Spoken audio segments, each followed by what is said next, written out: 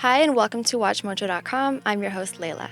At the opening night address of the 10th Sydney Writers' Festival, Andrew O'Hagan declared that the failures of our imagination are behind the conduct of our woes. Today, this advocate of literature and imagination joins us. How has exploring your origins through writing changed your relationship to them? You start off as a describer of the place that you know and that you're interested in, but you're really much more a citizen of the world than you are of a particular country. I think it's important to remember that. I like the idea that you can take a bit of Scotland around in your shoes with you wherever you go. People are going across the world trying to represent Scottish effort and application for hundreds of years, and I suppose I'm just part of that mob.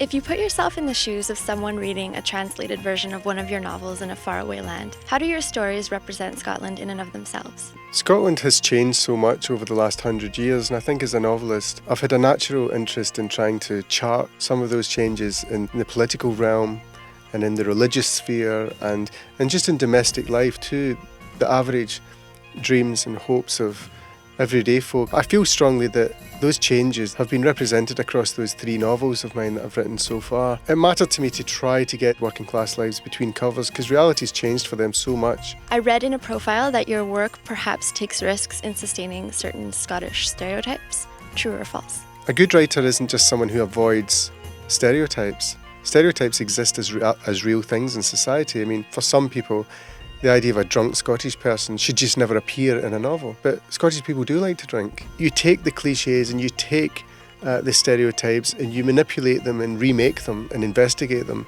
but you don't just ignore them. Upon graduating from university, what led you away from Scotland to London, England?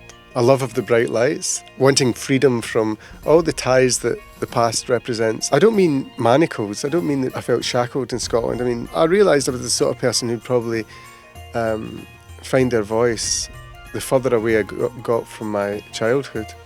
It felt very natural to me to just get on a bus. I remember when I was young reading people like James Joyce and Samuel Beckett and seeing how they were hounded by people who thought it was a betrayal of them to move away from Dublin. But I've never understood that mentality. You don't belong to your country, you know? You belong to the world. Thank you very much for your time. Thanks so much. It's been great talking to you. It's been a pleasure to talk to you.